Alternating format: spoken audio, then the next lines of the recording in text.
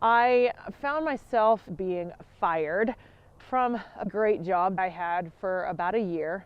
This was years ago, between some of my entrepreneurship forays. Just before I met my husband, about 11 years ago, I'd been working for a company that did a lot of management consulting. Through a combination of events, I had a run-in with a supervisor, and I think she ascribed to me some ill will, and she had it in for me, and there was no way that I could reconcile. I'd stepped on her toes and there was no way to undo it. Ultimately found myself cornered and set up, was officially fired. It was mostly conjured up, so they had covered CYA. They'd taken care of everything, so from the human resource department they looked like they had it buttoned up. But suddenly I found myself ousted. Totally shocked, came out of left field. The only thing to console myself was the phrase, if one person gives you feedback, it's an opinion. If multiple people give you feedback, it's probably a problem. So this was the first time I had ever been fired from a job. But when I looked at the history of this company, one of the things that the darker side of it was that there had been a number of people that had disappeared from this company in the year prior, and it was imputed that these people had been fired. And I realized suddenly, when the rug was pulled out from under me, I began to question whether it had been legit for the other people as well. Now, I found myself in a situation that I didn't want to tell anybody. I fought a lot of shame. I suddenly realized it didn't matter what the situation was. A few close friends might believe me, but how do I put this out to other people? Everyone in prison is innocent, right? So I'm like, okay, everybody who gets fired probably says they didn't deserve it. Maybe there was something in it that I deserved. But I can either live with the label that I was fired, or focus on the fact that they freed my future. I'd heard that phrase before, and I decided to hang on to it. As I drove home that day, just battling the humiliation, the shame, what am I going to do? I was fired at 9 in the morning. I have the whole day left ahead of me. I don't want to tell anyone.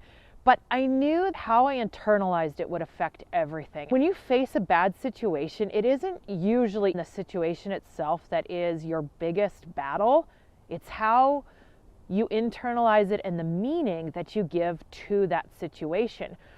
And so as I focused on this idea that what if I wasn't fired, but they freed my future? And as I focused on this, I realized a few things that I had been whispering to myself in the quiet moments over the year before. As much as I had enjoyed the job and loved aspects of it, I had caught myself telling a few close confidants, journaling, and telling myself that if I'm still with this company in another year, I'll probably shrivel up and die. I knew there was a certain element of this job that was hard for me. It was very corporate.